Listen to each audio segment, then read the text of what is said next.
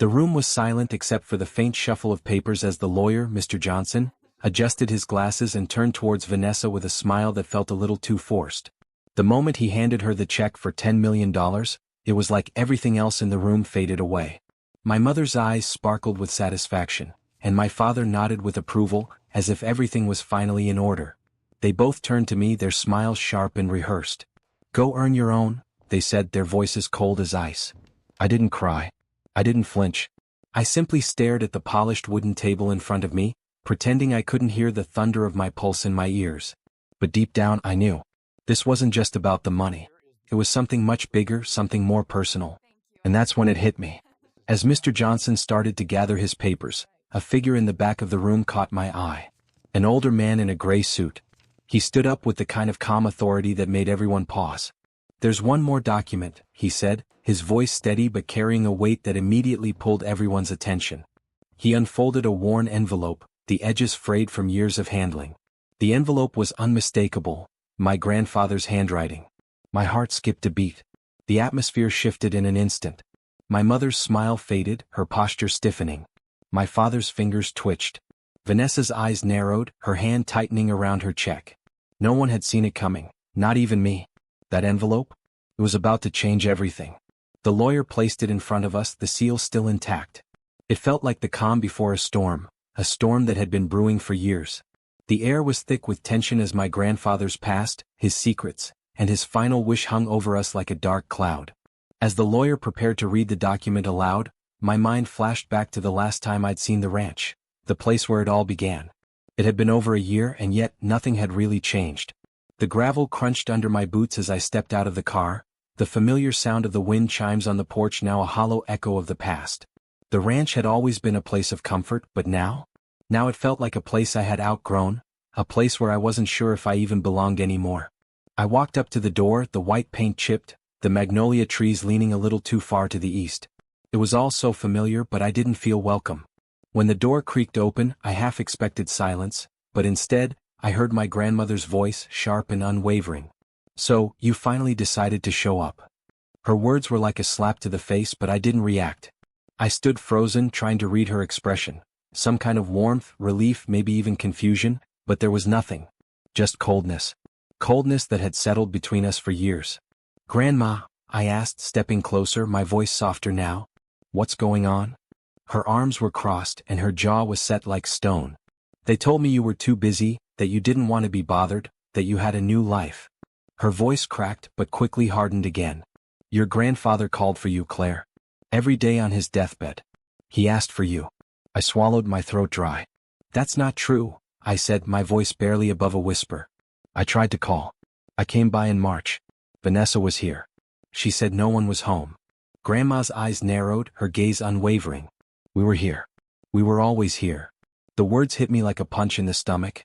For the first time in years I was hearing the truth I'd been denied.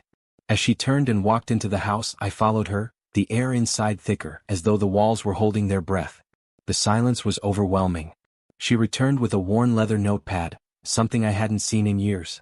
"This," she said, her voice trembling slightly, "is the number he kept calling." I took the notepad from her hands, recognizing my grandfather's handwriting immediately. But when I read the number written on the page, my stomach dropped.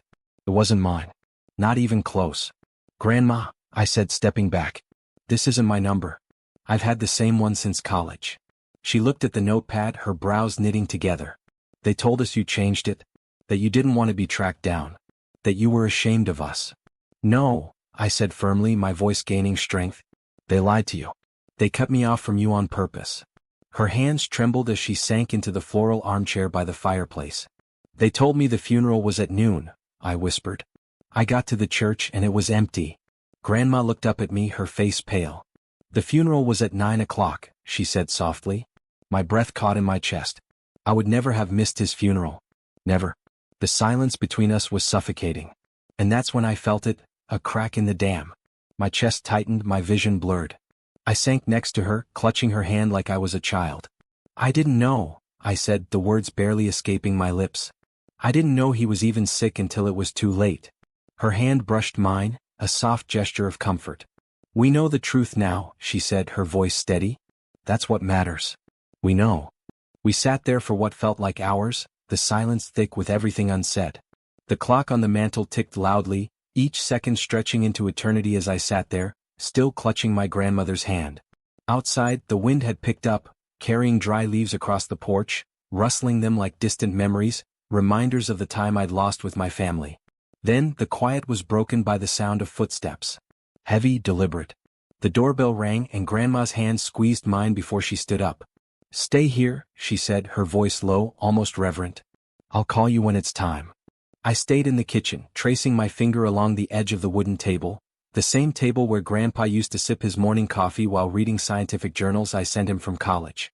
It seemed like yesterday that I sat here with him, dreaming of a future he had always believed in. But now I felt like an outsider in my own family. I could hear them arriving. First, my mother's overly sweet voice, followed by my father's calm and measured tone, always the peacemaker.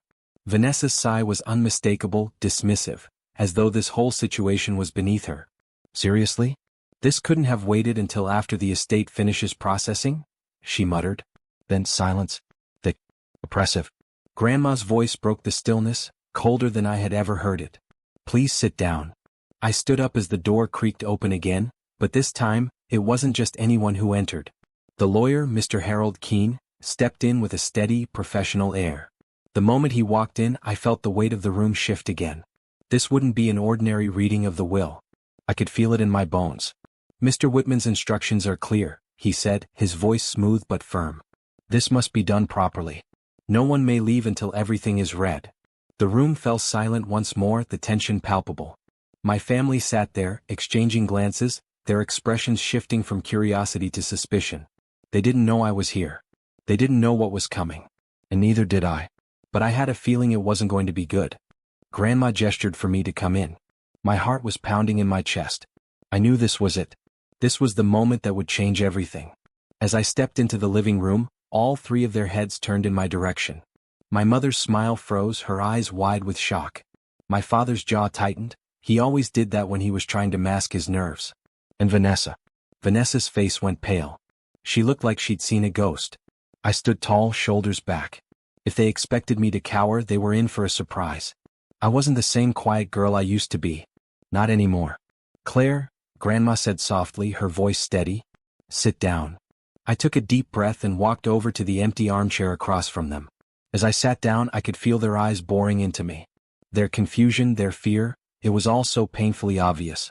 Mr. Keene, the lawyer, gave a polite nod to Grandma before opening his leather briefcase. He pulled out a thick manila envelope, its edges frayed with time.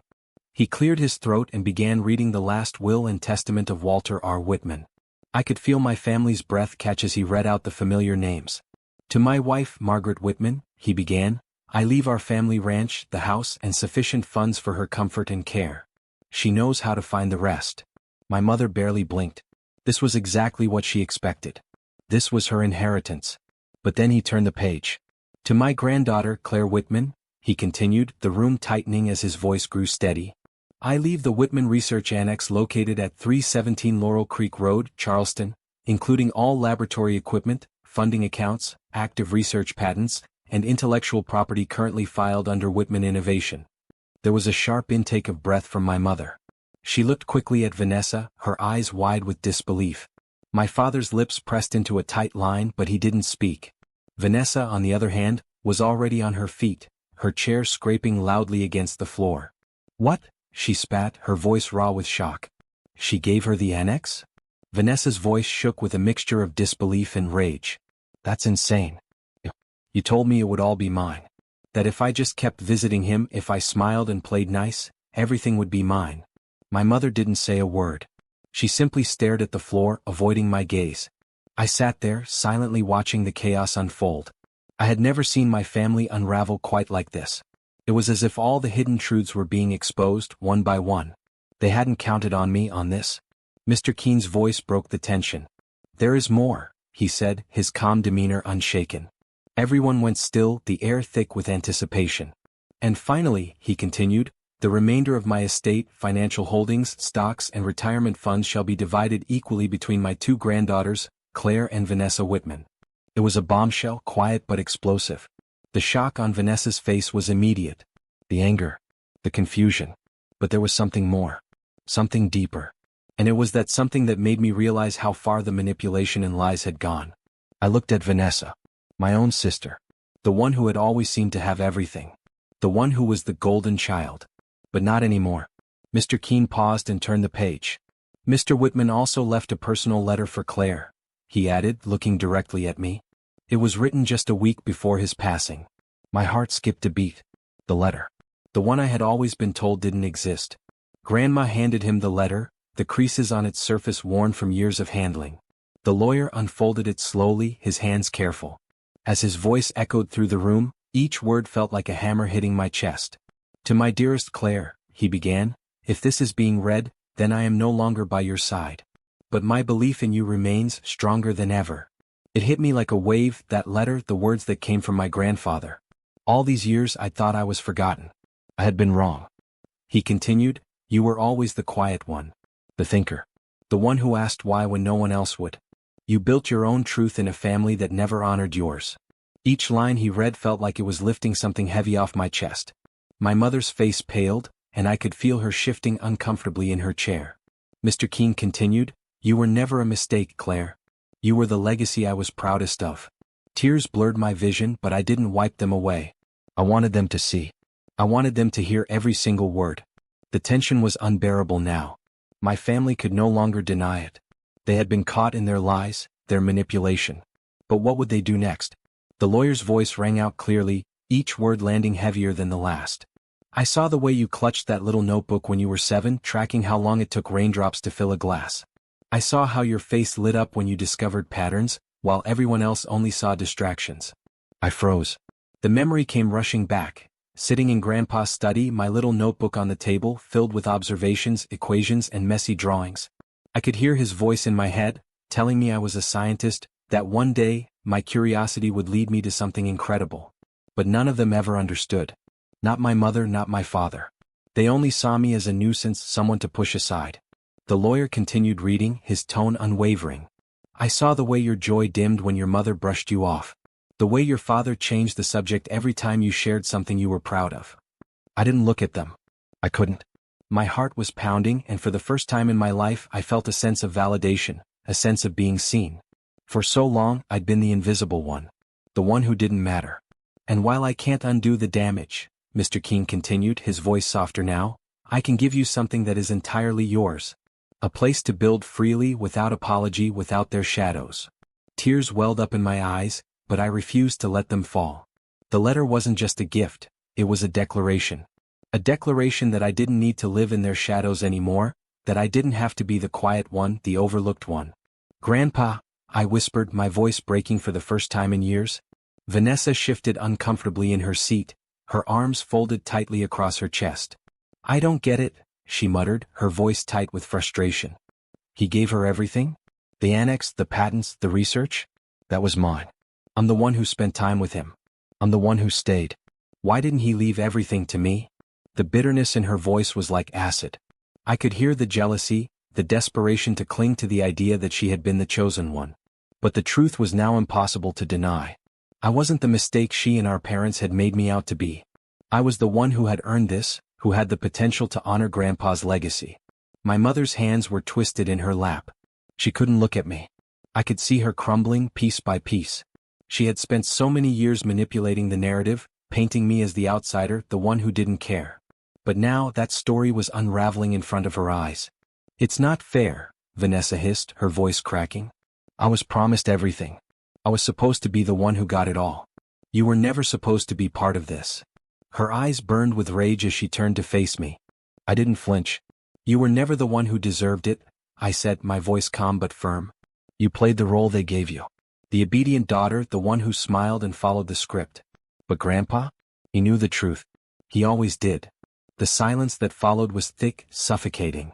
The tension in the room was unbearable. I could feel the weight of their stares, the judgment, the anger, but none of it mattered anymore. Not to me. I wasn't the same girl who had quietly accepted their treatment. Mr. Keene flipped the page of the letter, his voice cutting through the silence. I remember the day you won your first science fair, he read aloud. You asked me to hide the trophy. You said, maybe if I don't show it, they'll stop looking at me like I'm someone else's child. A tear rolled down my cheek, but I didn't wipe it away. It wasn't just the pain of that memory that made me cry. It was the realization that, for once, I didn't have to hide anymore. I didn't have to shrink myself to fit into their world. "Grandpa," I whispered as if he could hear me from beyond the grave. I glanced at Vanessa, and for the first time, I saw something different in her eyes. It wasn't anger. It wasn't resentment. It was something softer. Something like regret? The lawyer paused, folding the letter slowly. "I know the family has been through a lot, but that's no excuse for the way you've treated Claire," he said, his tone measured. Walter's instructions were clear. He wanted Claire to have the annex to build something of her own. And that's exactly what she's going to do. "Claire, don't you dare," my mother said, her voice shaky. "You can't do this. You can't just take everything and leave us behind. You." But I cut her off. "I'm not leaving anyone behind," I said, standing up. "I'm finally stepping out of your shadows. And I'm not asking for your approval. I never have." Grandma stood next to me, her presence strong and unwavering. "Claire doesn't need permission to exist," she said, her voice clear and full of resolve. "And neither do I." The room was still for a moment. The air was thick with disbelief, but beneath that there was something else. Something like freedom. Something like hope. And then it came, the thing I had been waiting for, the moment that would change everything. "Leave," Grandma said, her voice cold and final. "All of you. You're not welcome here anymore." The words hung in the air, heavy and resolute. Vanessa opened her mouth, but no words came out. My mother gasped, her face pale. My father, silent as always, simply looked away. Vanessa grabbed her bag, storming out of the room, her heels clicking against the floor like gunshots. My mother and father followed, muttering about legal challenges, but none of their words could reach me. None of it mattered anymore. The door clicked shut behind them, leaving nothing but silence in its wake. I stood there, rooted in place, unsure what to feel. But then I realized, it didn't matter. Not anymore. Grandma walked past me, sitting down slowly on the old floral couch. Her hands were calm now, steady in a way I had never seen before. "You know," she said, looking up at me, "I always thought this house would never feel the same without him. But maybe that's just it. Maybe it was never meant to feel the same. Maybe it was time for something new." I nodded, a sense of calm washing over me. The life I'd always wanted, my own, untethered and free, was finally beginning. The silence in the room was heavier than any words could ever be. My parents were gone, their footsteps echoing down the porch like the final act of a play nobody had clapped for. I stood there, unable to move, the weight of what had just transpired pressing down on me like 100 pounds of stone. It felt surreal, like I had just woken up from a long nightmare, only to find that the world had shifted underneath me. Grandma sat there, calm, her hands folded neatly in her lap. The fire that had burned behind her eyes when she ordered them out was still there, but it was different now. Stronger. The woman who had always been the quiet observer was finally taking control. She was no longer just a bystander in her own life. She was the one steering the ship now, and I was standing right beside her. "Grandma, what now?" I asked, my voice low, unsure. She gave me a tired but warm smile. "Now we move forward. We don't look back anymore. Your grandfather left you something priceless. Something no one else can take from you." Her words were simple, but they hit me like a bolt of lightning. Grandpa's legacy wasn't just about money, patents, or the annex. It was about freedom. It was about the chance to build something real, something that was entirely mine. The research annex wasn't just a space to work, it was a place to breathe, to grow, and to finally be seen for who I really was. I had spent so many years trying to prove myself, to everyone, to my family, to myself. And yet, I had always felt like a shadow, like someone who was just there, waiting for permission to exist. But now, I didn't need permission from anyone. I glanced around the room at the familiar furniture, the same curtains, the same hum of the refrigerator. Nothing had changed. Except everything. I could almost feel Grandpa's presence in the air, his belief in me still hanging there like an invisible thread, pulling me forward. I wasn't alone in this anymore. I didn't have to hide. "I think it's time," I said, standing up. My voice felt stronger now, steadier. "I'm going to the annex. It's time to see it for myself." Grandma nodded, her eyes soft. "He would have wanted you to. I'm proud of you, Claire." The words, those simple, quiet words, felt like a weight being lifted off my chest. I had spent my entire life trying to earn love, approval, and validation from the people who should have given it to me without question. But now, in this moment, I realized I didn't need their approval anymore. I had something far greater. My grandfather's trust, his belief in me, and now, a place where I could truly build my future. I walked out of the room, through the kitchen and out the back door. The air was crisp, cool against my skin. The sky was starting to turn orange as the sun dipped lower on the horizon. The ranch had always been a place of safety, but now it felt like a starting point. A place to finally begin. The gravel crunched beneath my boots as I made my way down the path to the annex. The wind had picked up, stirring the branches of the trees around me. It was like the earth was holding its breath, waiting for something. For me. When I reached the annex, I stood for a moment just looking at it. From the outside it didn't look like much. A converted barn with wide beams, a tin roof and double doors that looked like they belonged on a horse stable, not a research facility. But it wasn't the exterior that mattered. It was what was inside that counted. I pushed open the door and stepped inside. It was everything I had imagined and more. The space had been completely renovated, but it still had that raw, rustic feel to it. Glass panels lined the east wall, allowing the morning sunlight to flood in. There were tables neatly arranged with untouched lab equipment, microscopes, centrifuges, and a 3D printer still wrapped in plastic. The shelves were stacked with unopened boxes, each one labeled with my name. It was like stepping into a dream. But then, in the center of the room, I saw it. My childhood notebook. The one I thought I had lost years ago. The one filled with my scribbles, my ideas, my questions about the world. It sat on a workbench as if Grandpa had placed it there himself, waiting for me to pick it up again. I walked over to it slowly, my heart racing. I opened it and there it was, my old handwriting, the messy lines, the diagrams of honeybee communication systems. I hadn't seen this in years and yet it felt like yesterday. I ran my fingers over the pages, each one a reminder of how far I had come, of how much I had learned. But more importantly, it was a reminder of what I had lost. Of the family that had never believed in me, of the life I had tried so hard to fit into. I placed the notebook down on the workbench and took a deep breath, feeling the weight of the past lift from my shoulders. This was my space now. My time. And nothing, not even the ghosts of my family's expectations, could take that away from me. Over the next few weeks, I settled into the annex. I recruited 2 graduate students, Tara and Micah, friends from my university program. They shared the same stubborn belief that science could still be human. We started small, working on a local grant for microirrigation research, and then partnered with a regional farming co-op to test sustainable crop rotations. It wasn't easy. There were mistakes, burnt equipment, rejected proposals, and broken data models. But every time we stumbled, we got back up. We kept showing up. This was more than just a lab. It was a place where ideas weren't ridiculed, they were tested. It was a place where being too intense, too quiet, or too smart wasn't something to apologize for. It was a place where I could finally be me. But one evening, after a particularly brutal funding rejection, I found myself alone in the annex. The lights were dim, the lab quiet. I sat on the floor near the storage closet, surrounded by printouts and empty coffee cups.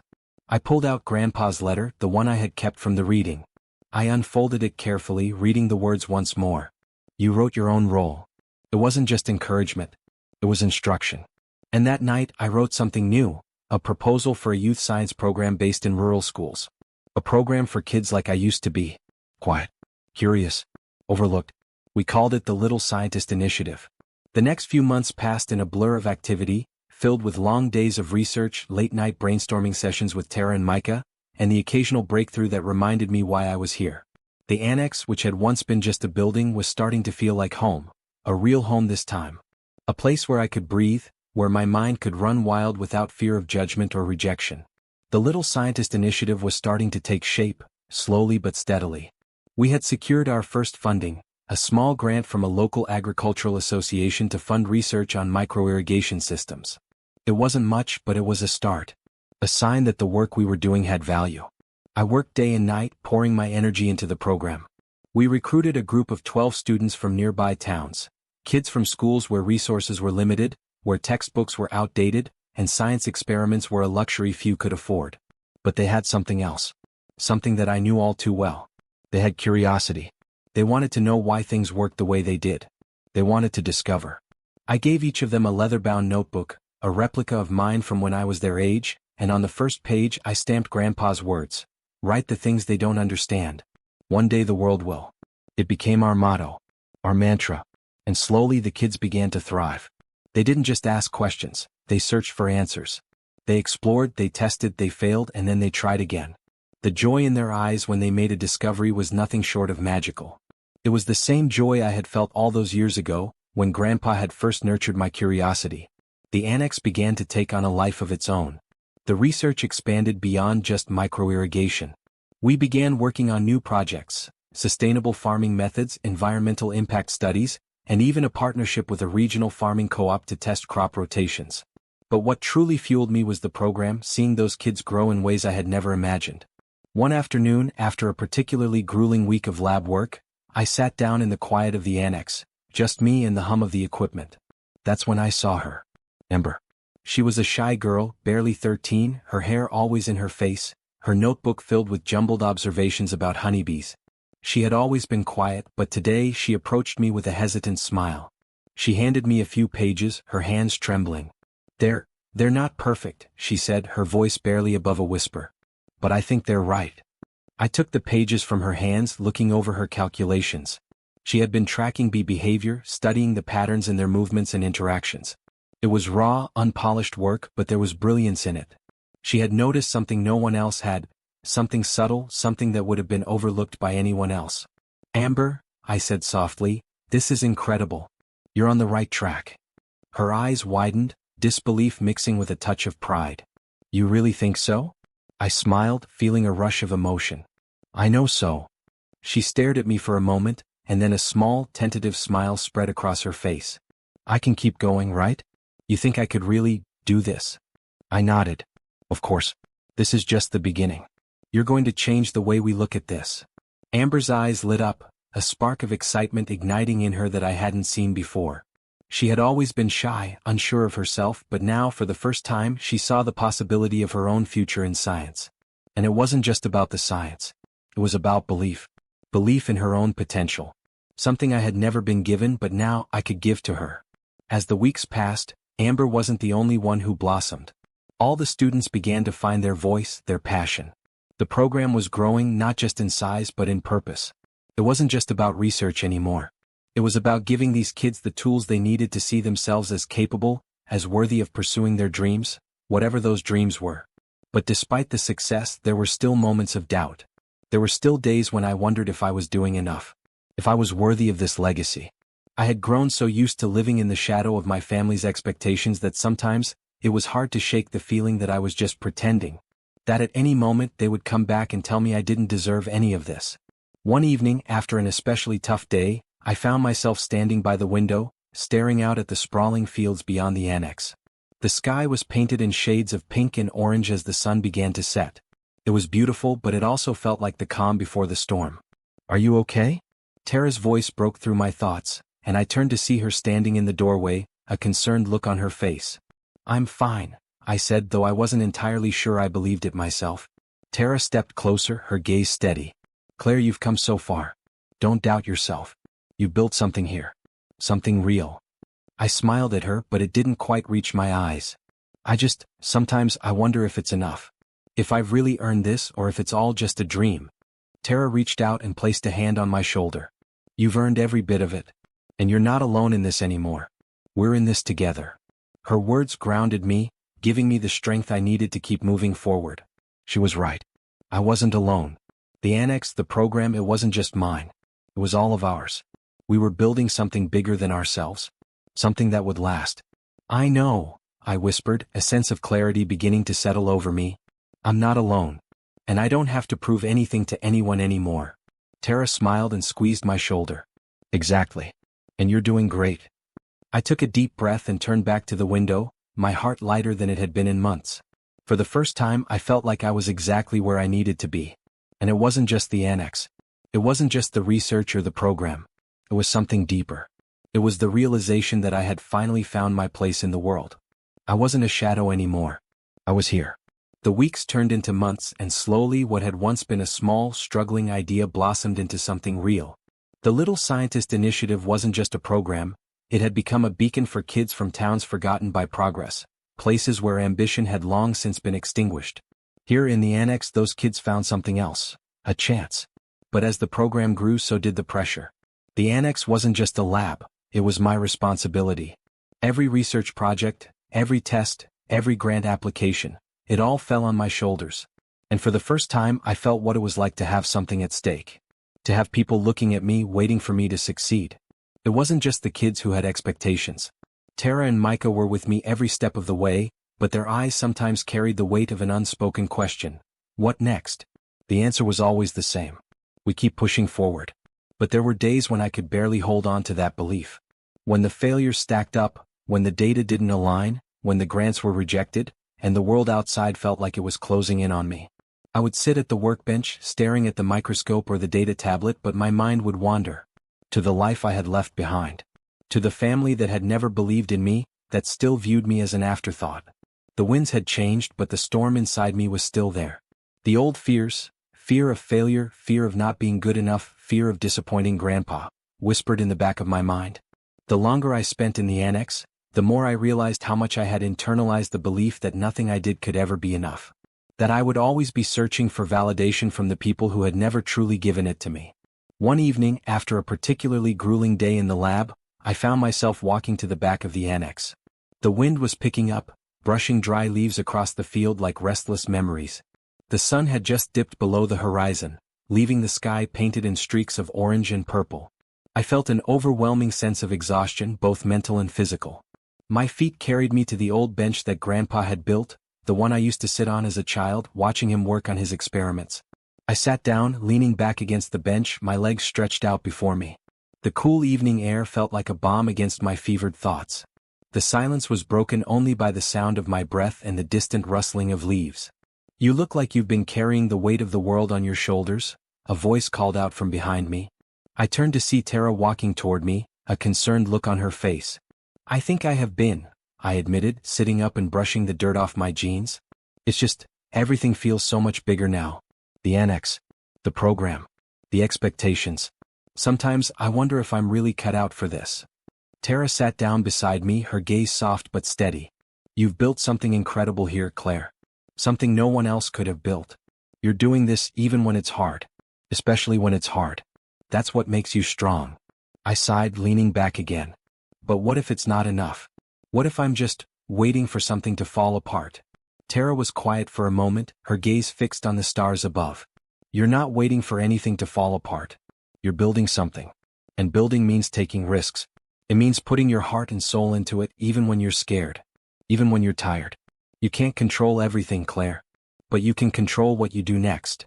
Her words, simple as they were, settled over me like a weight being lifted. Maybe it wasn't about being perfect. Maybe it wasn't about having everything figured out. Maybe it was about the fact that I was still here, still fighting, still building, even when it felt like the odds were stacked against me. "I'm scared," I confessed, my voice quiet. "Scared of losing it all. Scared of what happens if I fail." Tara's smile was gentle. "We all are. But that doesn't mean we stop. That's the difference between people who make a difference and people who don't. The ones who keep going even when they're scared." I looked over at her, taking in the calm, unwavering confidence in her eyes. She was right. I had been so focused on the potential for failure that I had forgotten the one thing that mattered most, the courage to keep going. We sat there in silence for a long while, watching the stars twinkle above us, the night air growing colder as the wind began to die down. As I sat there, something inside me shifted. The storm in my chest settled, and I felt a quiet sense of resolve wash over me. I wasn't alone. I wasn't carrying this weight by myself. Tara, Micah, the kids in the program, they were all with me. We were building something together. And that was enough. I stood up, brushing off the dirt from my pants. The stars above seemed a little brighter now, the path forward a little clearer. "I think I'm ready to get back to work," I said, offering Tara a small smile. She stood up beside me, clapping me on the back. "That's the spirit. Let's get back to making history." And with that, I knew that no matter what challenges lay ahead, I was ready. I was ready to build, to push forward, and to show the world, not just what I had inherited, but what I had earned. The days blurred together as the annex became my world. The program flourished, with more students joining, more ideas coming to life, and a growing sense of accomplishment that I had never felt before. The work was rewarding, but it wasn't easy. The pressure to keep up with the increasing demands was constant. And yet, it wasn't the work that weighed most heavily on me, it was the lingering shadow of my family, particularly Vanessa. I hadn't heard from her since the reading of Grandpa's will. For a while, I was convinced that she had simply retreated into her bitterness, the sting of the will's contents still too raw for her to confront. But as the months passed, I began to feel an uncomfortable shift in the air. There were whispers from those around me, students, colleagues, about Vanessa's plans. Her intentions were becoming clearer, and with that clarity came a deep, unsettling sense of foreboding. One afternoon as I sat in my office, reviewing data from our latest research project, the door creaked open. Tara stepped inside, her face unusually serious. She closed the door behind her, her gaze steady. "We need to talk," she said, her voice low. My stomach tightened. "What's going on?" Tara didn't answer right away. Instead, she reached into her bag and pulled out a file, placing it on my desk with a heavy thud. "This just came across my desk," she said. "It's from Vanessa." I frowned, my mind racing. Vanessa? What does she want now? Tara's eyes were filled with concern as she slid the file toward me. "She's challenging the will." My heart skipped a beat as I glanced down at the file. I could feel the familiar weight of old wounds beginning to open, the feeling of betrayal creeping back in. My hand hovered over the file, but I hesitated. "What is she claiming?" Tara's voice was tight. "She's claiming that Grandpa was coerced into changing the will. That you manipulated him into giving you the annex, the patents, everything." I could feel my chest tighten. What was happening? Vanessa was trying to take everything away from me. The very foundation of everything I had worked for was being threatened. "This is insane," I muttered, shaking my head. "Why would she even do this? Why now?" Tara didn't answer right away. She simply looked at me with a mixture of disbelief and empathy. "Because she wants it all, Claire. She wants everything Grandpa left, and she's not going to stop until she gets it." I leaned back in my chair, my hands trembling as I pushed the file away. The weight of it felt unbearable. This wasn't just about money or assets. This was about control. This was about taking everything I had worked so hard to build and tearing it down. I felt a familiar surge of anger rising within me, but it was different this time. It wasn't just about revenge. It was about something more, about protecting what was mine. What Grandpa had believed in. "Is there anything we can do?" I asked, my voice barely above a whisper. Tara sighed and ran a hand through her hair. "We're going to need a lawyer, but this is going to get ugly. She's going to fight this every step of the way." I nodded slowly, my mind spinning with 1,000 thoughts. The annex. The program. The kids. The legacy Grandpa had left behind. Everything was at risk. "I won't let her take this from me," I said, the words coming out more firmly than I had expected. "I've worked too hard. I've earned this." Tara placed a reassuring hand on my shoulder. "I know you have, Claire. And I'm not going anywhere. We'll get through this. Together." The room fell silent as I stared at the file on my desk, the weight of Vanessa's challenge pressing down on me. The world I had built was now under threat, and I was going to have to fight for it. But as I sat there, a new sense of determination began to settle in. This wasn't just a fight for money or assets. It was a fight for my place in the world. For my right to exist without apology. And this time I wasn't going to back down. "I won't let her win," I whispered to myself. The days following Tara's revelation were a blur of meetings, phone calls, and sleepless nights. I had never imagined that a legal battle over Grandpa's will would become part of my reality, but here I was, caught in the fight of my life. Vanessa's challenge was gaining momentum, and as much as I wanted to ignore it, I knew I couldn't. The annex, the research, everything I had built was at risk. I couldn't afford to lose this. Not again. Not after everything I had fought for, all the years of feeling invisible, all the moments I had worked to earn my place in this world. Grandpa had believed in me. He had trusted me to carry his legacy forward. And I wasn't going to let anyone, least of all Vanessa, take that away from me. Tara and I spent hours researching everything we could about the legal process, gathering documents, contacting lawyers. I had never dealt with anything like this before, and the weight of it was suffocating. It felt like the walls were closing in on me, the pressure of the fight, the fear of losing everything always looming over me. But I wasn't alone in this anymore. Micah joined us too, offering his support whenever he could. The team I had built at the annex had become more than just colleagues. They had become my family. Tara, Micah, and the kids in the program, they all rallied behind me, offering encouragement, helping with the research, and reminding me that I wasn't fighting this alone. Despite their support, the fight was beginning to take its toll. Each new piece of evidence Vanessa presented was like a dagger in my heart. She claimed that Grandpa had been manipulated, that I had somehow twisted his arm into leaving me everything.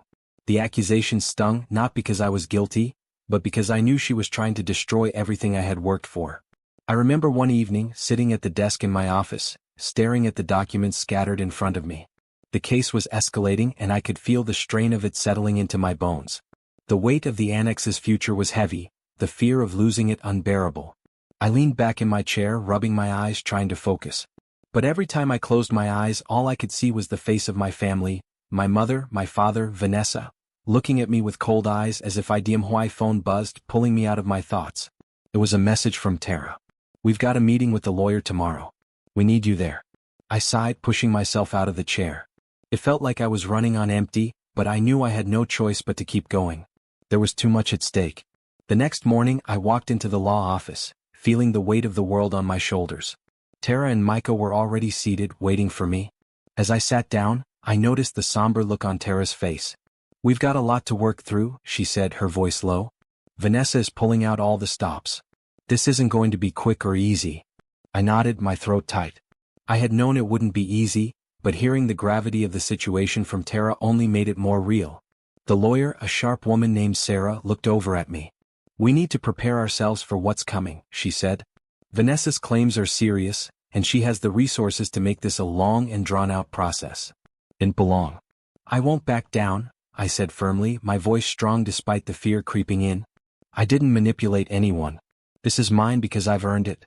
And I'm not letting her take it from me." Sarah nodded, looking at me with a mixture of respect and caution. "I believe you, Claire. But this won't be easy. We need to find every possible angle, every piece of evidence that supports your claim." We spent the next few hours strategizing, going through the will, Grandpa's notes, and any other relevant documents we could find. Every time Vanessa's name came up, I could feel my anger rising. She had no right to do this. She had no right to come after something that wasn't hers. But as much as I wanted to fight with everything I had, I knew I had to be smart. I couldn't let my emotions control me. This wasn't just about me anymore. This was about preserving everything Grandpa had built, the annex, the research, the future of the program. It was about making sure that the legacy he had passed on to me didn't die in the hands of someone who only cared about herself. As the meeting wrapped up, Sarah gave me a hard look. "I know this is difficult, but remember, we're not just fighting for a building. We're fighting for your future, for the future of the program you've built." I stood up, feeling a new sense of purpose settle over me. I won't let her destroy this. I'll fight with everything I have. The battle for the annex wasn't just about the lawyers, the paperwork, or the evidence anymore. It was about my mental and emotional stamina. Each day felt like a test, and I was slowly starting to feel the weight of it all. The annex was growing, the program was expanding, and yet, with every victory came a new challenge, a new setback. I spent long hours in the lab, desperately trying to bury myself in the work. The kids in the program were thriving, but they didn't know what was happening behind the scenes. Tara and Micah kept me grounded, reminding me that the annex was bigger than any legal battle. It was a place for growth, for discovery, for those who had been overlooked for too long. But as much as I believed that, there were moments when doubt crept in. Was I strong enough to hold it all together? To fight for this legacy while maintaining everything I had built? It was late one evening when the exhaustion hit me hardest. The lab was empty except for me, and the only sound was the soft hum of the equipment. I had spent the day reviewing more legal documents, trying to find any shred of evidence that could help our case. My mind was foggy, the weight of the fight pressing down on me. I stood up from my desk, feeling the stiffness in my body as I stretched. The lab seemed colder than usual, the walls closing in around me. I walked over to the workbench where Amber's research was still spread out. Her notes, her observations, her discoveries. I had been following her progress, and it amazed me how quickly she was learning, how far she had come in such a short amount of time. I picked up one of her notebooks and flipped through the pages. Her handwriting was still a little messy, but there was a clarity to her thoughts that made my heart swell with pride. She had a vision. A purpose. Something I had been searching for my entire life, something I had only truly found in this annex. That's when it hit me. I wasn't just fighting for the annex anymore. I was fighting for something bigger than myself. I was fighting for these kids, for Amber, for every child who had ever felt like they didn't belong. They needed this space. This place of freedom, of opportunity, of hope. I couldn't let it fall apart because of my own fear or doubts. I took a deep breath and placed the notebook down. The next few weeks were going to be difficult, that much was clear. Vanessa's legal team was relentless, and her accusations were taking a toll on my mental health. But I had come too far to let her take this from me. I had already lost so much. My parents' love, the sense of belonging I had always craved, but this was mine. I had earned it. The next morning I met with Tara and Micah, and we began to brainstorm our next steps. We had a few solid leads: documents that could prove Vanessa's claim of manipulation was false. We also had Grandpa's letters, his notes, and his unwavering belief in my ability to carry on his work. "We need to hit her hard with the truth," Tara said, her voice steady, determined. "She's banking on your family's lies to win this. We need to show the court that her version of events isn't just wrong, it's malicious." Micah nodded. "And we have to do it with grace. No matter how personal this gets, we have to stay professional. We're fighting for more than just a building. We're fighting for a future." I stood there, looking at both of them, feeling a sense of unity and strength I hadn't felt in years. This was the family I had built. The people who believed in me, who saw the worth in what I was doing. They weren't just helping me fight for the annex. They were helping me reclaim my place in the world. They were helping me find my voice again. "We're in this together," I said, my voice stronger than it had been in weeks. "And we're not backing down." The legal battle was about to intensify, but I knew that as long as I had people like Tara and Micah by my side, I wasn't going to lose. Not this time. It's strange how quickly life can change. One moment, you're fighting a battle that feels impossible, and the next, a glimmer of hope emerges. That's what happened when we received the first bit of good news in this legal mess. The court had agreed to admit some of the evidence we had submitted. It wasn't much, but it was enough to make Vanessa's claim seem questionable at best. The day we got the news, I remember standing in the annex, staring at the phone in my hand, trying to process what had just been said. Tara was with me when I hung up, and I turned to her, a feeling of cautious optimism spreading across my chest. "It's happening," I said quietly, almost in disbelief. "They're letting the evidence in. This might actually work." Tara smiled, but her expression was focused. "It's a big win, but we've still got a long way to go. One step at a time, Claire. One step at a time." It was a victory, no doubt, but the fight wasn't over. Not by a long shot. The court case would drag on for months, and we knew that every step would come with more obstacles, more delays, and more attempts to break our resolve. Vanessa wasn't going to give up easily. But for the first time, I felt like we had a fighting chance. The next few weeks were a blur of paperwork, meetings, and preparing our case. Each day brought new challenges, but with every challenge came new opportunities to prove Vanessa's lies wrong. We dug deeper, found more inconsistencies in her accusations, and began building a stronger case. Grandpa's notes and letters became our backbone. His words about believing in me, about carrying on his work, were our foundation. I spent late nights in the annex, alone with my thoughts. The building had become my sanctuary, my fortress against the world. As I walked through the halls, I felt Grandpa's presence with me. He had believed in me, had given me this opportunity. And now, I had to honor his belief. I wasn't just fighting for myself. I was fighting for everything he had worked for. Then came the day of the first big court hearing. It was a nerve-wracking experience, standing in front of the judge, knowing that everything I had worked for was on the line. I dressed in my best suit, a navy blue one that felt like armor. I knew that today, everything was about to change. Tara, Micah, and I sat in the courtroom, surrounded by lawyers, witnesses, and the quiet hum of tension in the air. Vanessa was there, of course, sitting with her legal team, her face a mask of cold determination. She wasn't here for justice, she was here for control. The hearing lasted for hours. There were moments when I thought I couldn't keep going, moments when the weight of everything threatened to crush me. But then I would remember why I was here. I would remember the kids in the program, the research we had started, the legacy that Grandpa had left me. I wasn't just defending a building, I was defending a dream. When it was finally my turn to speak, I stood up, my legs shaky but my resolve firm. I walked to the front of the courtroom, facing the judge, my voice steady despite the pounding of my heart. "I'm not here to fight over money or property," I began, my words echoing in the quiet room. "I'm here because my grandfather believed in me. He left me the annex, not because of manipulation, but because he knew that I could carry his work forward. This place, it's not just a building. It's where ideas are born, where young minds are nurtured, where science and innovation happen. It's my legacy, and I will not let anyone take that from me." There was a long silence, and for a moment, I wondered if I had said the right words. But then the judge nodded, a subtle gesture, and I knew that we had made a mark. The fight wasn't over, but this was a significant step forward.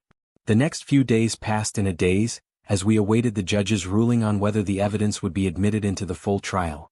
But even though the tension was unbearable, I couldn't help but feel a spark of hope.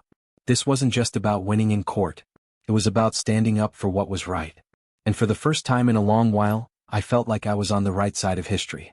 We celebrated the small victories, knowing that the journey ahead was still long and uncertain. But for the first time in months, I allowed myself to believe that I might just win this. I wasn't fighting for approval anymore. I wasn't fighting to prove I was worthy. I was fighting for something that mattered. The days after the first court hearing were a blur. With the evidence now in play and the judge's subtle nod of approval, there was a palpable shift in the energy surrounding the case. The pressure was still there, weighing heavily on my shoulders, but I could feel a sense of momentum building. It was like standing at the edge of a cliff, feeling the wind at my back, knowing that the next step was crucial. Despite the uncertainty, I began to feel a renewed sense of purpose. I had already come so far, survived family betrayal, fought my way into a position I was proud of, and now I was fighting for the annex, for the future, for everything Grandpa had believed in. The feeling of injustice still burned within me, but that fire had shifted. It wasn't about revenge anymore, it was about protecting something that was bigger than any of us. It was about preserving the legacy of a man who had always believed in me, even when no one else did. But as the weeks passed, things began to get more intense. Vanessa wasn't backing down, and neither were her lawyers. They dug deeper, pulling out every dirty tactic in the book. They painted me as a manipulative, scheming granddaughter who had played the perfect role to deceive Grandpa. It hurt more than I thought it would, more than any accusation had a right to. I spent hours preparing my statements, rereading Grandpa's letters, his journals, and his final notes. His words became my anchor, reminding me that this fight was about something far greater than myself. But every time I walked into that courtroom, it was hard to ignore the fear and doubt that crept into my heart. What if they were right? What if everything I had built was just a mirage, a product of my own need to prove myself? But then I'd remember Amber's face, the other kids in the program, the look of determination in their eyes as they worked on their projects. They needed me. They needed the annex to continue, to be the place where their dreams were nurtured, where they could explore, create, and innovate without fear of judgment. That was what kept me going.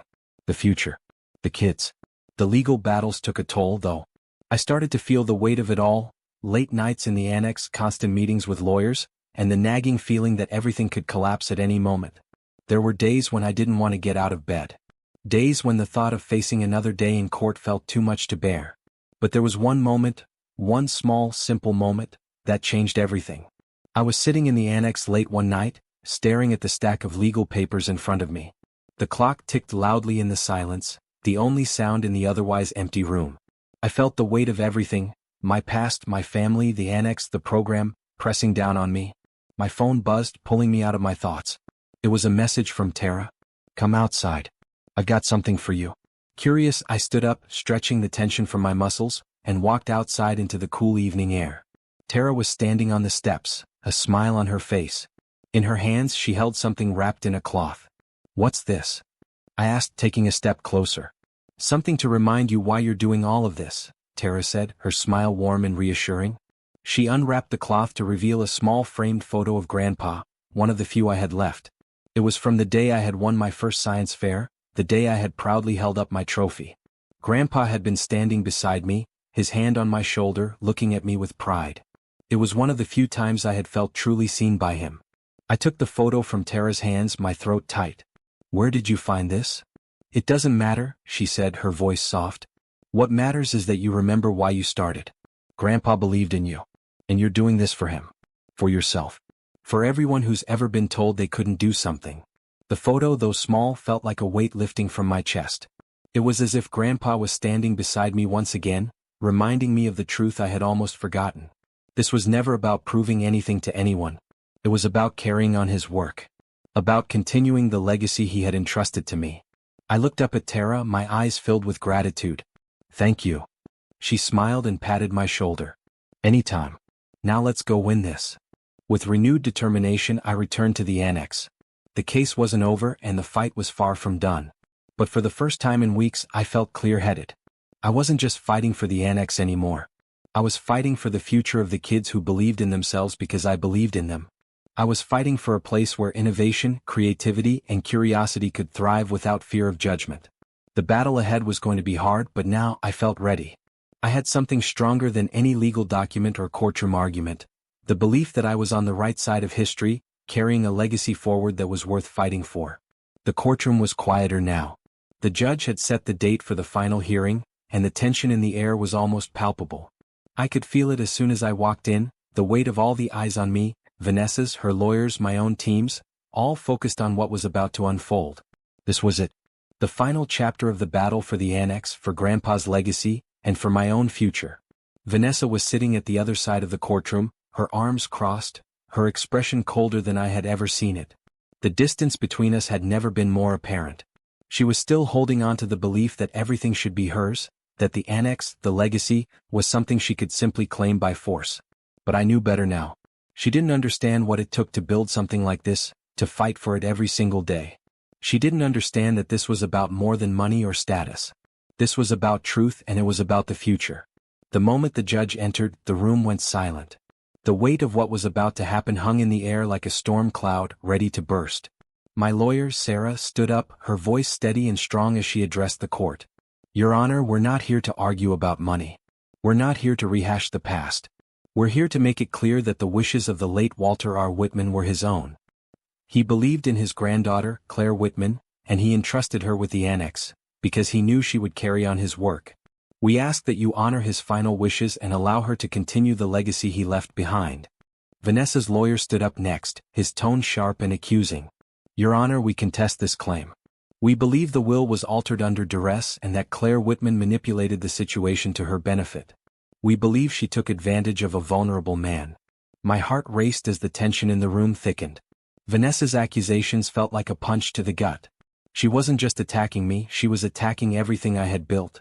Every hour of hard work, every sleepless night, every lesson learned, it was all at risk because of her words. But I wasn't backing down. Not now. The judge glanced between the two sides, his gaze calm but unyielding. I will hear from both sides. Let's proceed. The next few hours were a blur of legal arguments, testimonies and cross-examinations. I sat still, listening intently, but every word felt like it was pounding against my chest. It was all building to one final moment. One final chance to make my case. When it was finally my turn to speak, I stood up, my legs shaky but my mind clear. The weight of the moment settled on me, but I wasn't afraid. I wasn't fighting for myself anymore. I was fighting for the kids in the program. I was fighting for the future of the annex. I was fighting for Grandpa's memory. I stepped up to the witness stand, my heart pounding, but I focused on the one thing that had kept me grounded throughout this entire process. My purpose.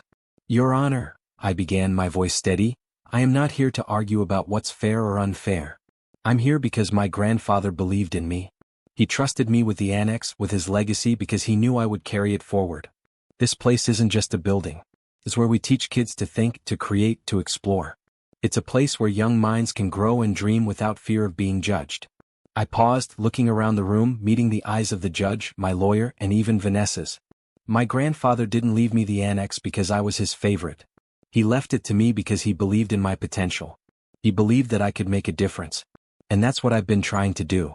I'm not here to take something that isn't mine. I'm here to honor his memory, his work, and the future of the kids who need this place. The silence that followed was deafening.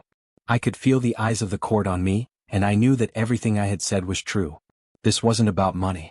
It wasn't about family drama. It was about continuing a legacy that meant something. The judge took his time before speaking, and when he did, his voice was firm. I've listened to both sides carefully, and I have reviewed the evidence presented. It is clear that Walter R. Whitman left a detailed and well-considered will, and there is no credible evidence to suggest that he was manipulated or coerced in any way. His wishes were clear. The annex will remain under the control of Claire Whitman, as per her grandfather's instructions. I felt the air leave my lungs in a rush. The weight that had been pressing on me for so long began to lift. It wasn't over yet, but this victory, it was mine. And it meant everything. Vanessa sat back in her chair, her face pale, her jaw clenched in frustration. Her fight had come to an end, and in that moment I realized that this was more than just a victory for me, it was a victory for the annex, for the future of the program, and for everyone who believed in what we were building. The judge's gavel echoed through the courtroom as he made his final declaration. This case is closed.